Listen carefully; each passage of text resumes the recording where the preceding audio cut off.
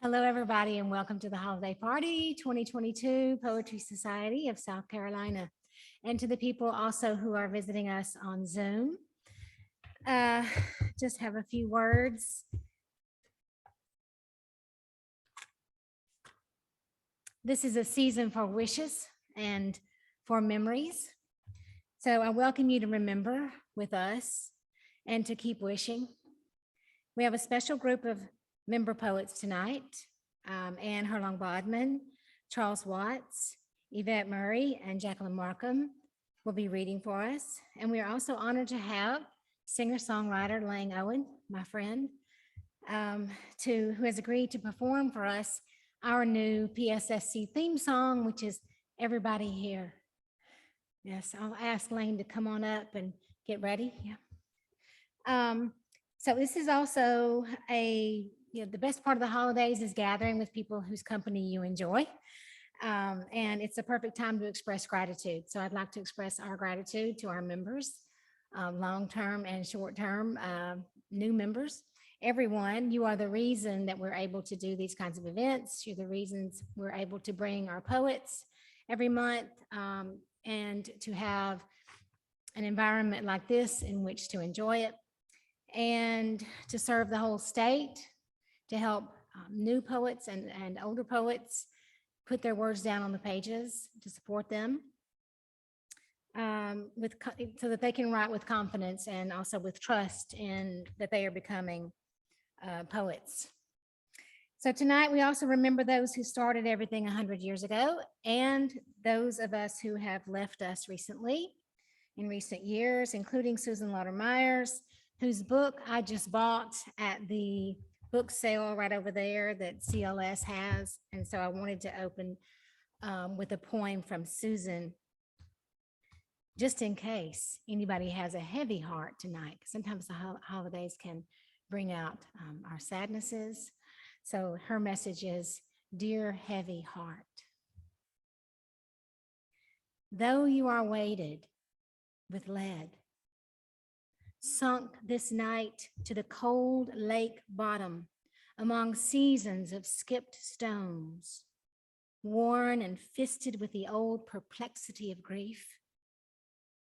Tomorrow's net, having poked and fished around for nothing but oddities, will lift you through air, dripping, to be eyed and chucked, cheerful, back to the hot brambled bank."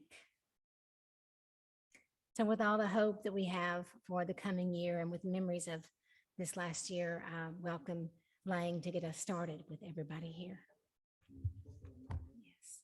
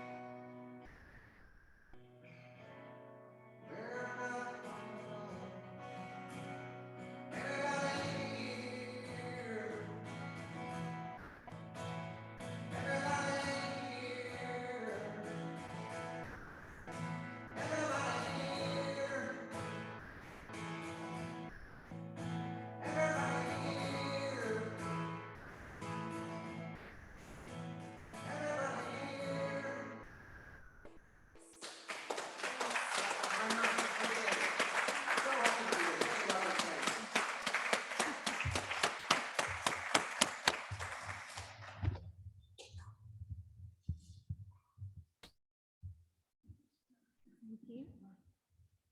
Well, isn't he fantastic?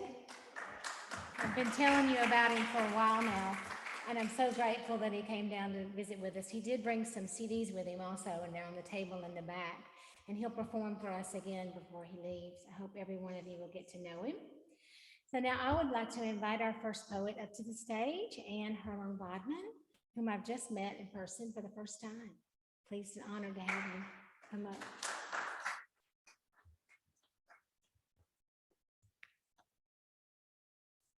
A little closer. Okay.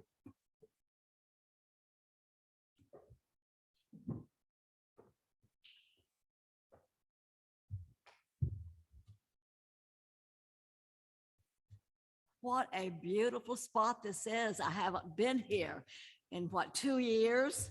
And look what's happened to this spot. It's just beautiful. And 2 years ago when I was here, I think I told you, I was no longer sailing.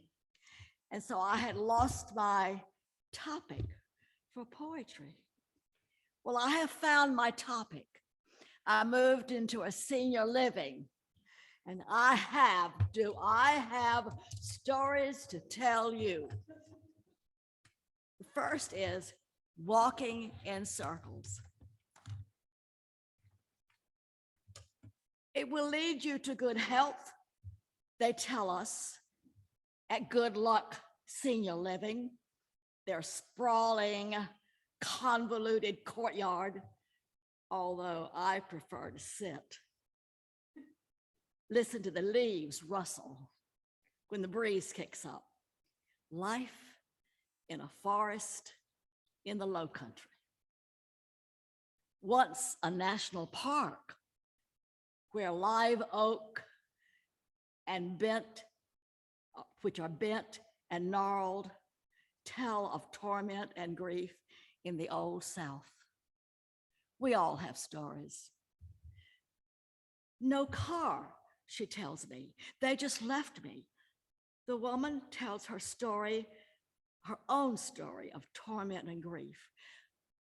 Who left you? My children, she said.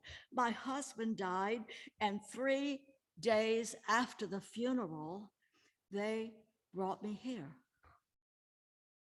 Is there a time when family love is not enough? When a child is too weary to take it anymore, whatever it is? Yesterday, I walked with a husband whose wife refuses to listen to any more of his stories. Brand new 1957 Victoria, he told me. Shiny, you know what it means? He stood taller, shoulders straight, chrome all the way down both sides. He walked faster, imagining himself young again, white shirt open, one hand on the steering wheel, the other on the one hand at the throat, one hand on the steering wheel, the other holding his lucky strike, smoke billowing. I kept up with him, walked faster, remembered all those Friday afternoons, my husband returning after traveling all week, sparkle in his eye, magic of his touch, whiff of Old Spice. Mel is our Vietnam veteran. He tells jokes. Once, when a helicopter zoomed overhead, he stopped, turned abruptly, and marched the other way, left me standing. The next day, he had another joke. He never mentioned the helicopter, never mentioned the war, something locked deep inside. Louise has brought her Steinway with her. Music kind of hovers all around her. She saunters, strolls in 3/4 time. Only once has she lost the beat and stayed behind. I didn't ask why. It's not easy to forget the damage, not easy to forget the storms that caused them. But here we are, not unlike we were at 25, 45, 65, transitioning, making another being of ourselves or not, walking for our health, welcoming new faces, new spaces, and one more time, learning how to use another Wi-Fi network. Life in a senior living. And this is a commercial for everybody. And I've got to give credit to the poet, Tony Hoagland. He's amazing the way he can take conversations that he hears and piece them together. And at the end, you think, oh, I've got to listen more closely. So I started at senior living. I started listening more closely to my friends around me. And so I've come up with a commercial for senior living. It's after Tony Hoagland.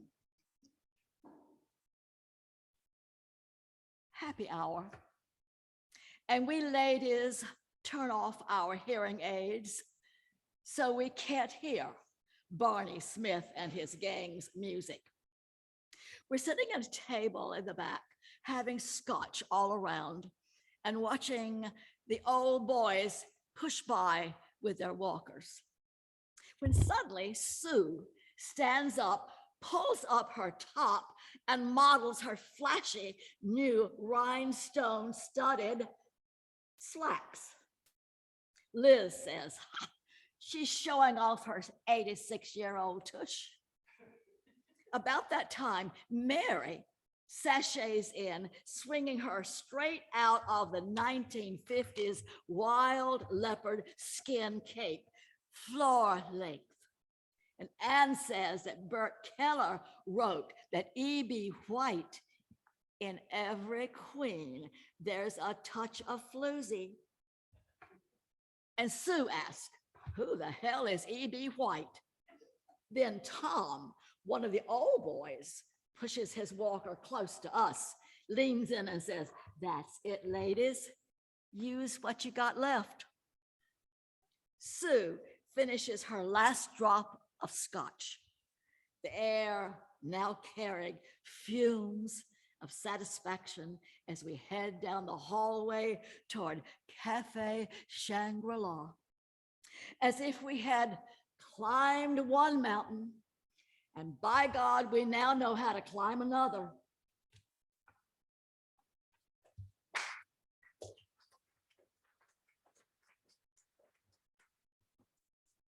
Watching Odysseus and Calypso in a park on Sullivan's Island, South Carolina.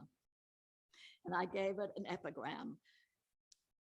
And they retired, this pair, to the inner cave to revel and rest side by side. Homer, the Odyssey. Watching Odysseus and Calypso in a park on Sullivan's Island, South Carolina. White hair brushed with amber in the late afternoon sun. Also the beach where they sit, the sand around them, the tall longleaf pines behind. No alder and black poplar as on their magical Greek island. No magic here either. No goddess. Only a woman long past the age of tight skirts and boots. And an Odysseus who knows she was loved before, glowed in the arms of another. But he is crisscrossed, foamy waters, foiled a failing knee, and found her. The sun dips low, seabirds fly inland, And from the couple, I hear no idle chatter, no song of desire or dread of what's to come, only a soft sigh. Amber turns deep gold, everything golden, the sky, the sea, their smile, reminding them they are not alone. There will be another sunset.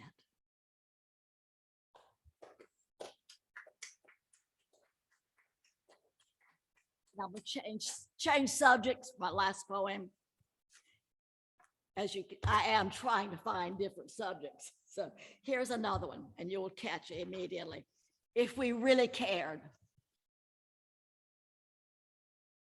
If we really cared about the monarch, we could begin with embryos, traveling on the wind, dodging cars, yellow school buses, and the new gas station on the corner. Milkweed embryos cradled in flossy tidbits of filament. Seed wrapped in fluffy white fiber, soaring across parking lots, bridges, shopping malls, airport, runways, sports stadiums, stadiums large as cities themselves. Milkweed seed searching for a roadside habitat. Seeking soil, blessed soil, fertile or not, any soil will do in a world of concrete, rivers and rivers of concrete. We can't say we didn't know. We can't say we didn't care. We don't even think it's worth a poem. Rivers and rivers of concrete.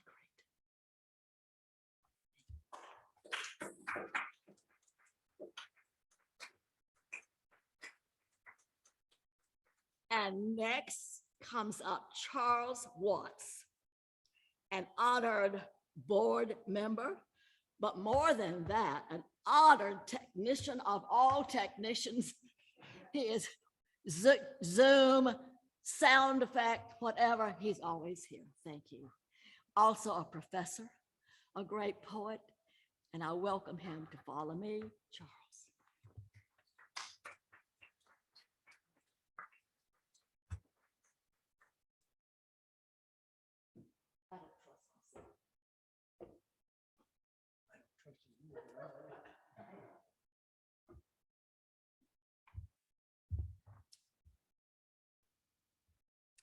It's kind of dark out, so I'll start off with a poem called Alone in the Dark.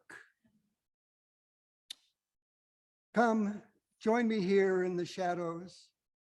It is better for seeing Mars and the other planets lined up in a row for the only time from where I stand in my life. You must give your porch light eyes time to adjust to the jaws of darkness. Yes, even this will be enough to promise you a vision of the night.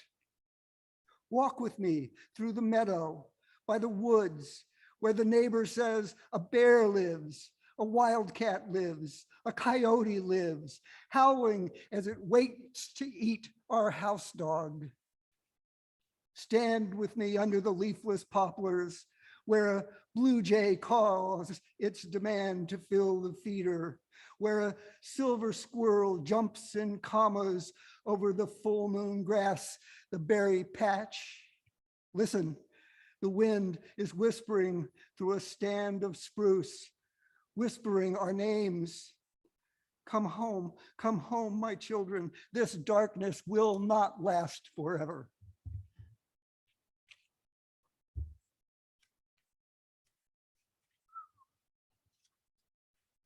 And now a love poem.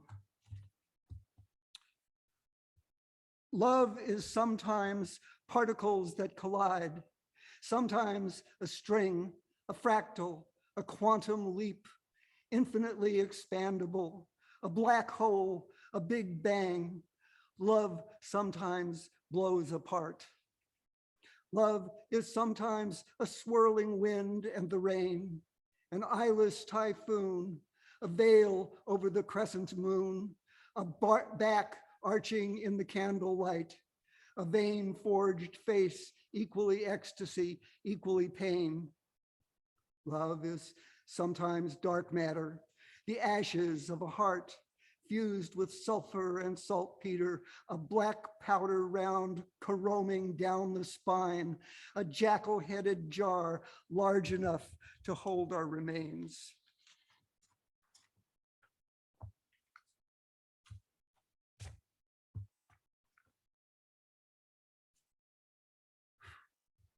It is the holiday season, so this is Festival of Lights. The night was cold, the dog was whining, and the moon had set. I could see by the light of my clock radio that it was 4:47, but could not sleep. Across the room, the amber glow of a telephone handset lit a corner of the desk. A blue light of a hibernating computer burned the other edge. On the carpet, a power strip sang its golden, green, emerald light to the silent floorboards. I wandered to the kitchen, seeking the purity of water. 3 ultrasonic rodent repellers glared red in the mouse-free darkness. A dishwasher flashed that it was finished with its work. Clocks on the stove and microwave glimmered to me that it was 4:52. The amber glow of a telephone handset lit a corner. Past the bolted guest room door and shuttered bath, the hallway stretched in lightless gloom.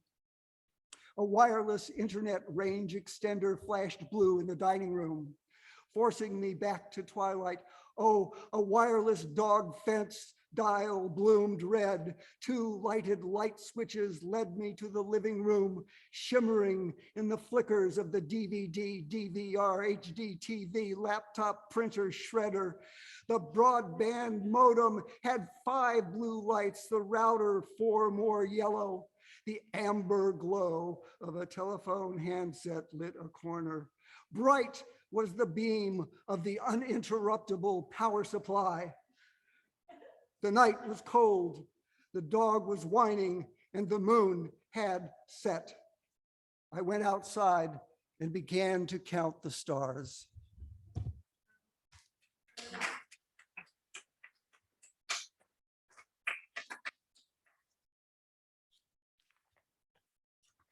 And I'll close with this one. It's called "And Then There's You," and it's for Leslie. And then there's you, who binds the wounds I cannot clearly see, who forgives when forgiveness is undeserved, who kisses me goodnight even when angry, who tells me I'm too skinny, who tells me I am too critical, who asks my advice, who loves me despite my answer, whose arms enfold me when I refuse to cry. Who knows? Who knows? Who knows? Thank you.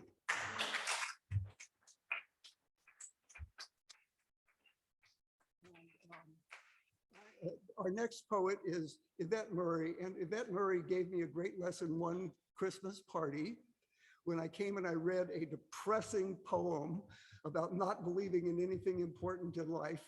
And she came up to me afterwards and said, "Now, Charles, you must be in the holiday spirit." And so I tried to be a little better person tonight, and she helped me be that. Thank you.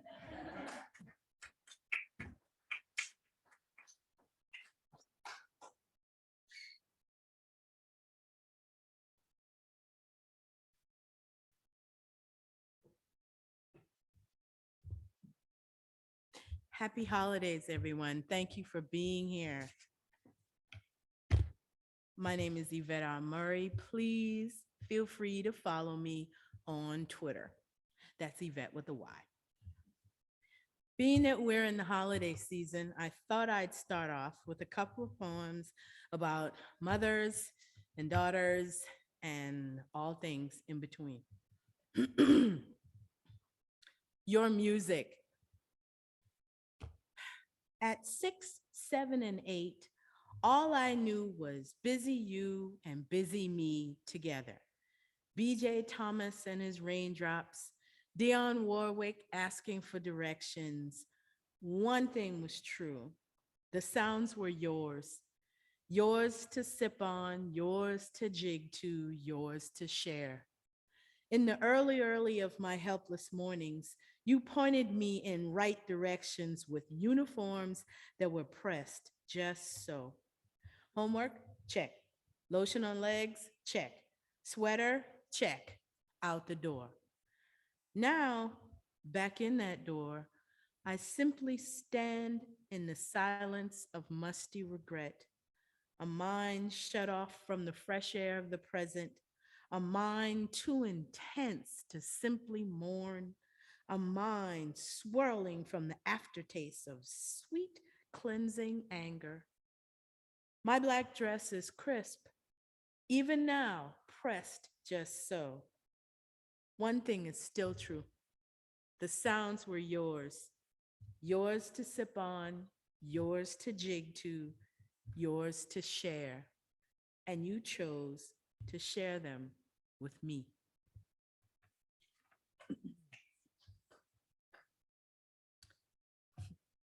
Ode to the creases in my pants. You, meticulous detail of mine, garner admiring looks. Sit with me at the head of any table. You open doors for me like a Southern gentleman.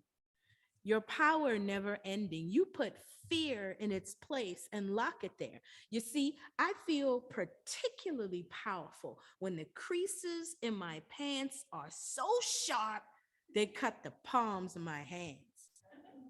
Mountain ridges created by heat and spray starch on my blue linen slacks. That's that casket sharp. That's conquering a world that don't want you sharp. I get this from my mama. Although I, in sheer defiance, rebelled like the Russian citizenry in 1917. It was actually 1975. And that teen thing told me I don't need no creases in my pants to make it. I can raise my fists and do anything I wanted, except plow through that wall in universities or bank offices trying to get mortgages if I look like yesterday's newspaper left on a park bench. She insisted, and like all good rebellions, mine came to an end, or I came to my senses, or went back to my future. Generations have been wired in violence, tuned for this moment right here. She was one of the first to raise her fist by plowing through walls with creases and the magnificent intelligence, talent, and wit that are in our genome. Who am I to argue with that?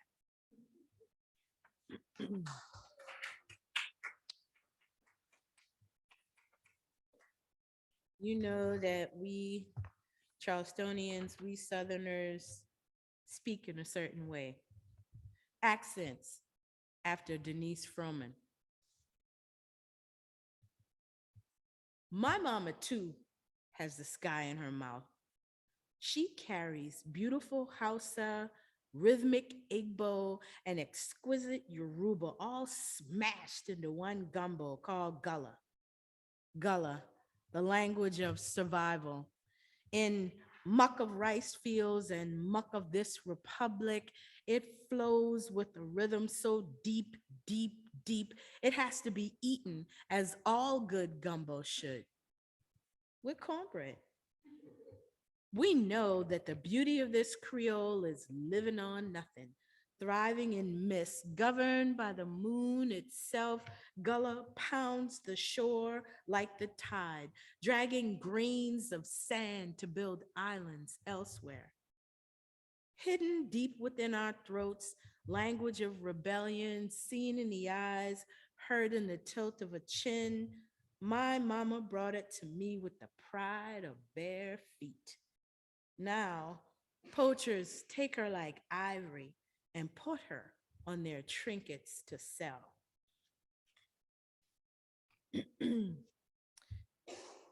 And lastly, we have the poem in which words don't deserve this. They have been around a long time, served us well. Why then do we use them like poisoned blue darts? Words have been so kind as to adapt. They want to stay relevant too. But we spit them into red plastic cups like Baca juice and leave them on the side of the road. They never harmed us, but we turn them ugly side out, pit them against each other, use our fangs to inject venom. The poor words can't be unheard. The ring after of their scent makes folk mad. I hope they don't cry. I hope they don't die by suicide. I hope they don't vanish within. Then we will never again find the words. They might like that though. Scrubbed clean with different color hair. They can hold hands, stroll the streets, carry their shopping bags, or look for a bistro in peace. Thank you. Oh my goodness. Piece of paper, thank you. I think I did.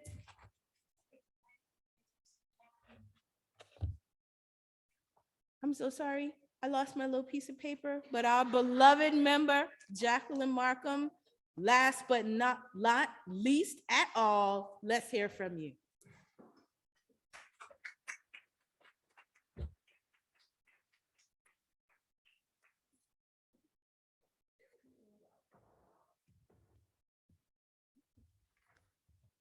That was cute. Lost my little piece of paper. That could happen to me. Well, thank you. Thank you to Jim Lundy for inviting me for tonight and also for reminding me that I hadn't read for the Poetry Society since 1996. Of course, I was only 10, so, I don't remember much about it. But anyway, I'm glad to be here tonight and share a few poems with you. I thought I'd begin with some of my poems from Peering into the Iris and Ancestral Journey. And most of these poems developed out of an exploration of my matrilineal heritage. Virginia Woolf said, "You think back through your mother if you're a woman." And that's what I set out to do in this particular collection. Mother's hands.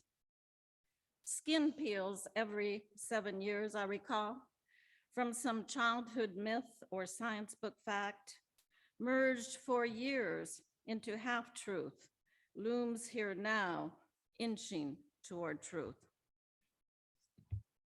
It happened today in the kitchen. My skin buckled at the edges like old tiles of a clean mopped floor, curled up, one thick layer falling, revealed not more of me, but mother's smooth, quietly aging hands. They began the task with agility I never found, peeling apples. One by one, they dropped, flesh heaped in grandmother's earthen bowl. Beside it, peels curled in piles, red skins discarded. Winter birds.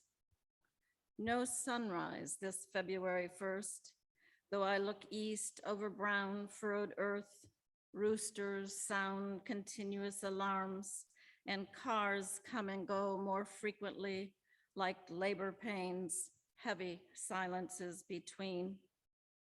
No sunlight. The old barn stands black. The yard stretches as a desert plain. Dark pecan branches scratch the pallor of the sky. A red speck burns through like wizardry. A cardinal swoops, lights, transforms the scene. Gold finches, clumps of grass animated, clusters of topaz berries and golden tips of weeds appear against the curtain of the sky. I remember before the end of Michigan winter, my mother pointed childlike to the bright bird searching food under snow. Because now we are in the low country, camellias in December. My back to the wind, I pick camellias. I study the old bushes, thick trunk, engraved with aqua silver lichens, Spanish moss lacework, like frosted window panes on icy northern nights. When after bedtime, I would steal downstairs to catch the light from a solitary street lamp that sprinkled through the frost into my hands. We'll take a major turn here as I read from my new collection that's forthcoming from Finishing Line Press, Rainbow Warrior.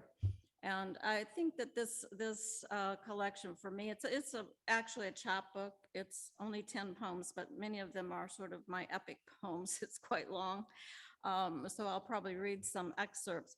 But there are three threads that I see going through this collection. One is about Bikini Atoll and the islands of the South Pacific that were contaminated by nuclear fallout from nuclear testing that began in the 40s and the 50s. The second thread is kind of focuses around environmental I hate to use the word disaster, but certainly they are disasters, the oil spills and the destruction of the environment. And then the third thread is the beauty of the natural world. And so I want to go ahead and read a poem that's from the Bikini Atoll series, which is to be a longer collection at some point. And this is called Labokra and was published by University of Hawaii Press. A child speaks to Labokra. The elders claim that Labokra, an evil female spirit, once lived in the southern Marshalls where Rongerik was originally located. She stole the atoll, hid it among the northern islands, and attempted to settle at Bikini. Labokra was driven off. A benevolent male spirit who resided there and guarded the Bikinians. Labokra fled, and everywhere she visited, the story goes, fish were poisoned and crops declined.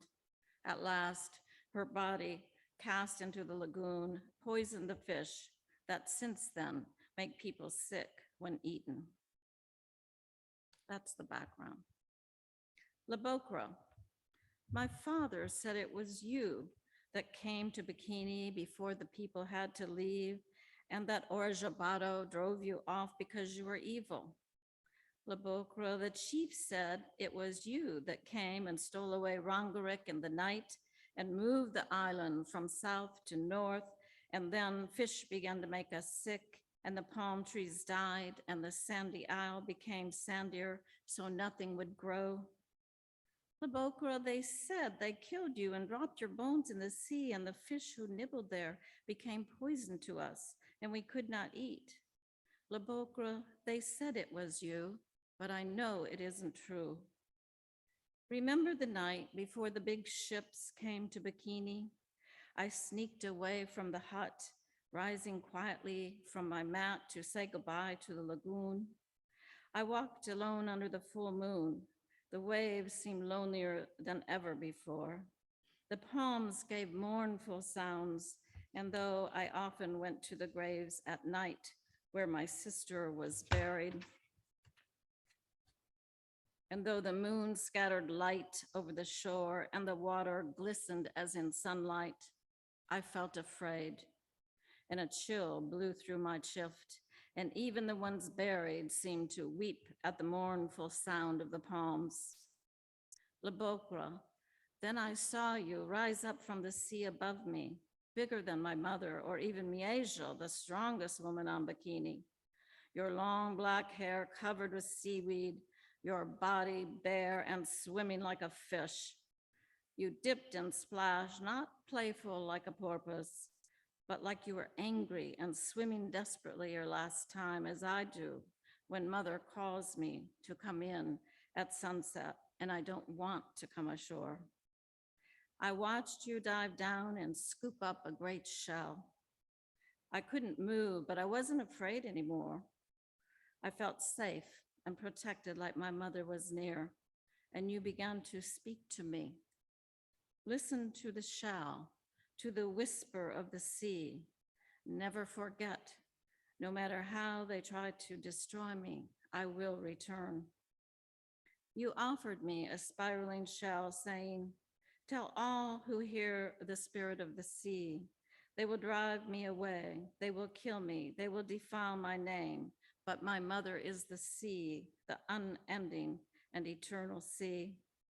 I touched your skin, which was warm, not cold like a fish. I smelled your saltiness. I wanted to ask, will they believe me? But you dove under and swam swiftly away. The moon until then, bright and beaming down, spun around, turning dark and darker, plunged into the water, lost like a huge rock into the waves. I stood on the shore myself like a rock until I heard my mother call. Looking up, I saw the moon was there as always, palms dancing like every night before, sand damp and warm under my feet. In my hand, the shell Labokra gave me. I put the shell to my ear, and my mother's voice faded into the night. I heard at first Labokra saying, tell all who hear the spirit of the sea. Then only a whispering, I am the mother of the sea. I am the mother of the sea.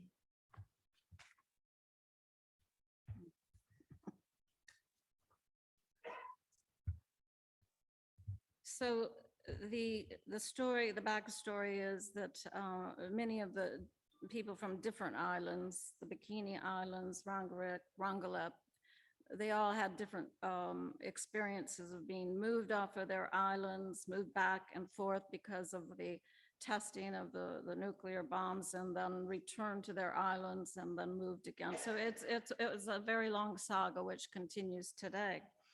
The title poem of this book, Rainbow Warrior, is about a couple of things. Rainbow Warrior is a popular myth that's attributed to the Cree Indian, that there is a mythological figure that will come down to earth named Rainbow Warrior to save us from extinction. And also Rainbow Warrior, of course, is the Greenpeace ship that does many things, but also tried to rescue, or rescued, not tried, but did rescue many people from different islands, including Rongelap. So this is a shorter poem called Rainbow Warrior. For the people of Rongelap leaving home on the Rainbow Warrior, escaping radioactive fallout from nuclear testing. Rainbow Warrior cradles the ones from Rongelap, tossed in the night's black sea, lulling sea, a lullaby in night's indigo sky.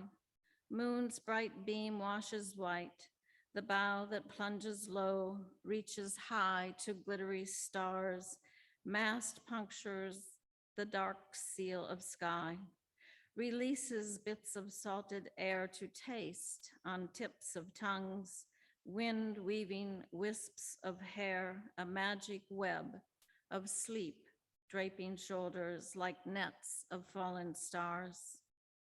Rainbow Warrior cradles the ones from Rongelap until a rainbow arcs the morning sky, breaks a million tiny colored beads, bounce on ocean blue, splash on lashes of Meja and Mejo, children waking now with sunlit tears, wondering where are our beds, wondering where this big ship goes, and never looking back to Rangalap, mothers, fathers, elders, children, wondering why this morning it's raining tears and rainbows.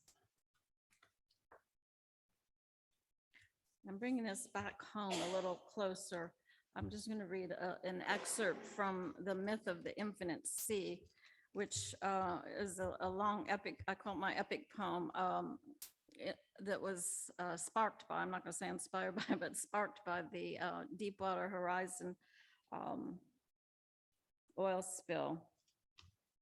At the time, I lived on Ladies Island, so every time I heard the newscast, it sounds so much like where I lived, you know, the marshes and the birds and everything was very similar. So I had this real attunement with the people.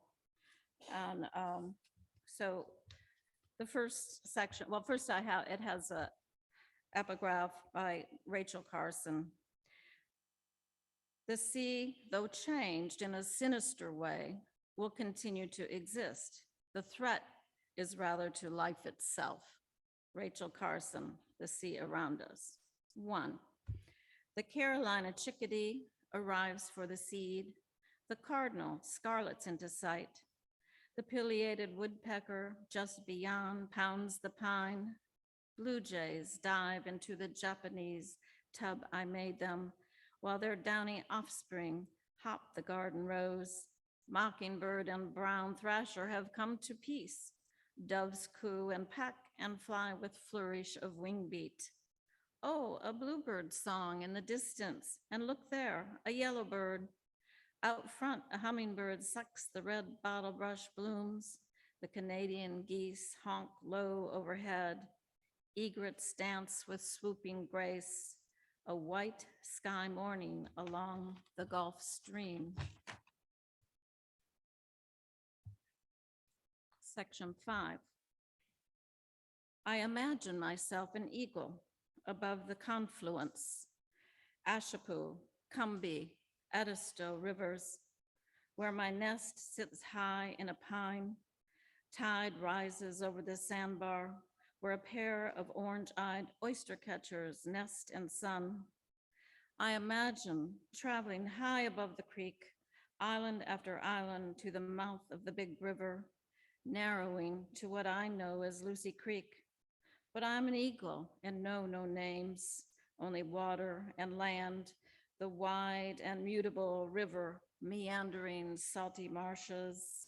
I leave Beaufort behind, crossing the Albergati Creek to north and cross again black waters of Cumbie, Ashepoo, Edisto, through lowlands of Green Pond and the Great Swamp Sanctuary. Water lilies, alligators, heron, up a light incline to a dry land and cotton fields for a time, toward Columbia, Saluda River, still beyond another 20 miles by foot, a day's walk to the mountain streams. I imagine this distance I have journeyed, slimed with oil, pumped from the earth's center, out of place, penetrating, saturating, smothering, poisoning. This distance is the vastness of the oil, still pumping, pouring, poisoning sea to shore. This journey I make as an eagle to comprehend the vastness, not of the sea, but of the oil on the sea. And the last section, Passerina cirrus, painted bunting, pair at the feeder. Look quickly, fluorescent red, green, and purple, he, iridescent green, she, brilliant plumage, yet hard to see. Having learned the foolish will cage them, a bird in the hand not worth two in the bush, infinite sea, not infinite, a white sky July morning now, oil plumes Booms in the Gulf, billow black, infinite sea, not infinite, a dream out of the mist. Thank you.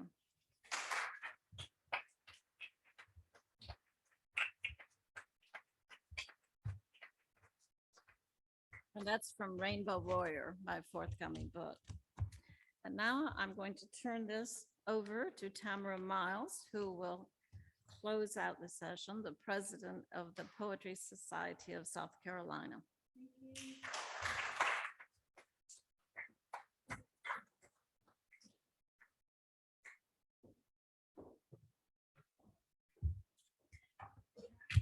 I would like for us to move into the Limerick part of the evening and let Jim get us started with that. This is my first time to witness the Limerick contest. I'm looking forward to it. If you have a Limerick ready, and I hope you do, be prepared to be defeated by, by Jim Lundy, maybe.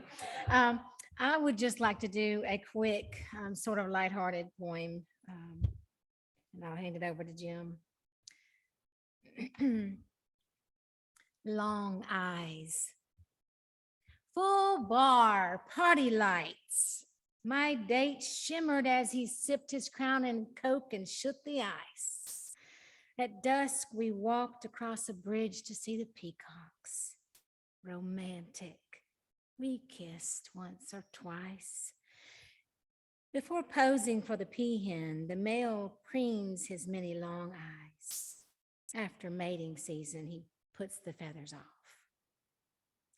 Later, under a disco ball, we twirled around, his body poised and graceful, his words measured and precise. I saw the fellow last on a gray morning, chilly in my yard sale coat, half price.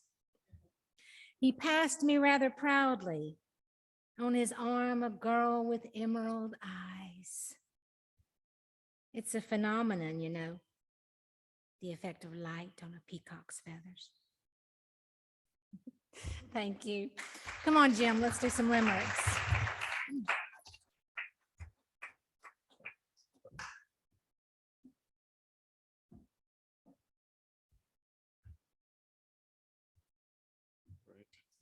All right, so I guess for some years now, we've had a tradition of doing a limerick and a toast contest for our holiday party, our annual holiday party.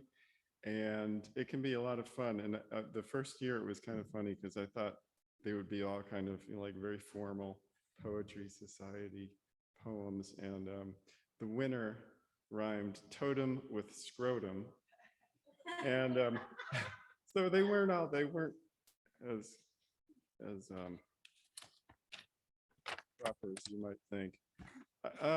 So how many people are prepared to read a limerick for this contest tonight? 2? Yeah, Charles, I already counted Charles. You've got one? All right.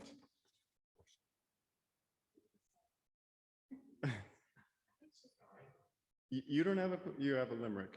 You don't have a limerick. I thought you were raising your hand. All right. Well, I wrote 3 limericks. I got to choose the best one that'll be part of the contest. I'm going against some heavy competition with Charles. Read them all, Jim. All right. Well, but then I don't know which one's competing. All right. I'll read them. I'll read them all. The Poetry Society is a bunch of kooks, weirdos, eccentrics, and pukes.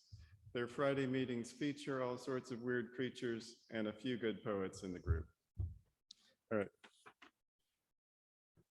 When Santa Claus looks at his list for the PSSC, he says, tisk, tisk. Each one of these souls will get a lump of coal and their treasurer should be dismissed. I'm the treasurer. Going strong now after 100 years, the Poetry Society has not disappeared. We're still holding readings and somewhat succeeding due to the work of our great volunteers. I think I'm gonna enter the Santa's list, tisk, tisk. All right, Charles?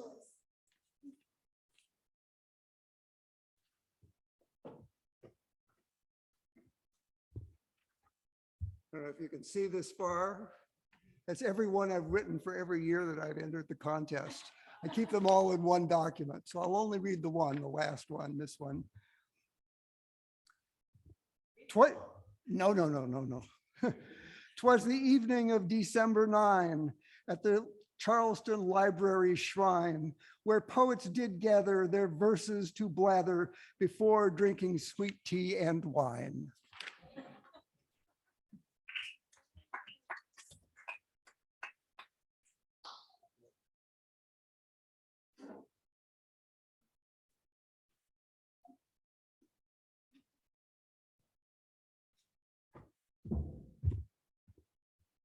Hello.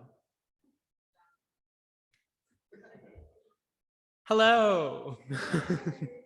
I'm Tanner. So I've met some of you, but I'm glad to be reading here. Thank you. I'm trying to find the. Okay, so I have two, not one or three. Bourime was the name of a man who made mayonnaise in a pan, but at times so confused, aioli for mousse, he debauched from condiment plans. Thank you. And I'm glad that there was there is precedent for a totem scrotum rhyme. I met a woodworker named Sonnet, whose noggin was stuck in a bonnet. So he shaped up his wood and pried open that hood, that his baldness might have light gleam upon it. Oh. Thank you. Okay, and I have one little one I wrote. Okay. Christmas is coming again with cookies and presents and trains. The light will be bright, our dreams will take flight, and we'll drown all our sorrows in gin. It doesn't rhyme.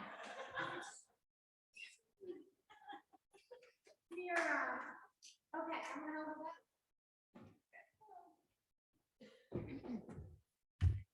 All right. How do we do this, Jim? Do we like do applause and just say? Oh, hands held up. Okay. So for our first reader, for Jim Lundy's Santa poem, tisk, tisk, would you raise your hand if you're voting for his selection? Wait. Okay. And for Charles, raise your hand. Okay. And for Tanner? Ooh, that was a close one. Okay. And we're not voting for mine because I was just being silly. I think that Tanner Cornell has won the contest.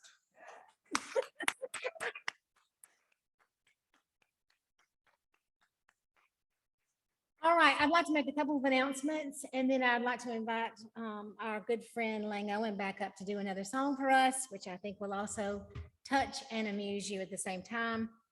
And then we'll have some snacks in the back of the room and maybe a little wine. The announcements are January 13th, we will have an open mic here at CLS at 7 p.m.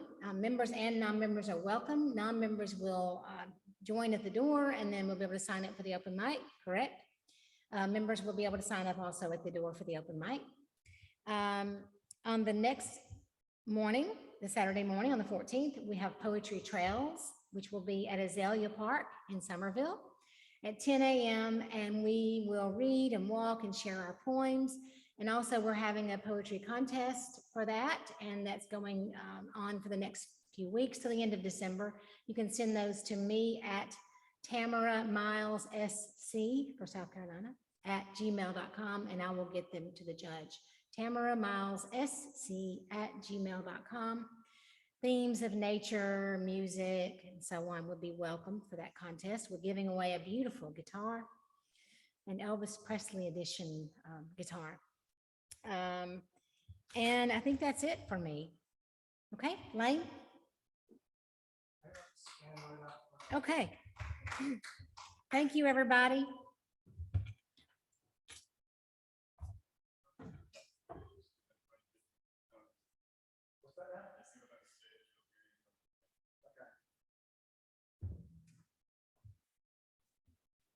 Tamara, I might be putting you on the spot to say this, but was it Wallace Stevens who wrote that poem about like everything depends on the?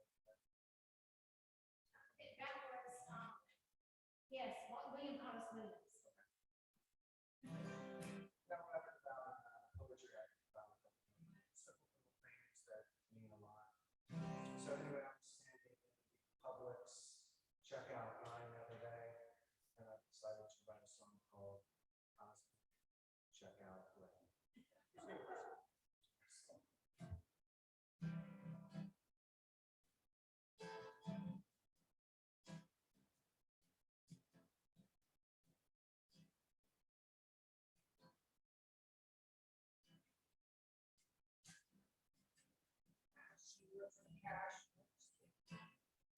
A match beats ash rare.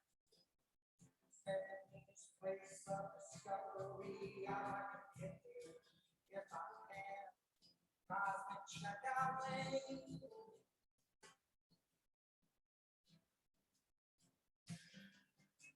Back in my stuff, it's death.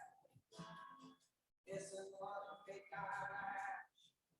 Never like suffering.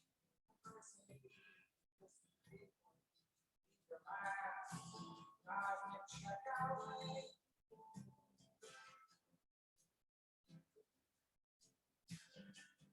Check out.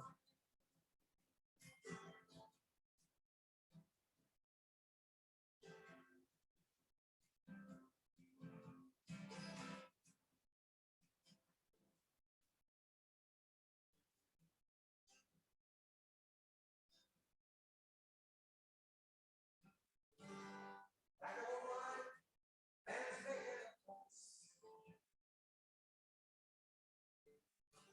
Old lady shouts quiet. All hush. She said there's no time. And she just starts.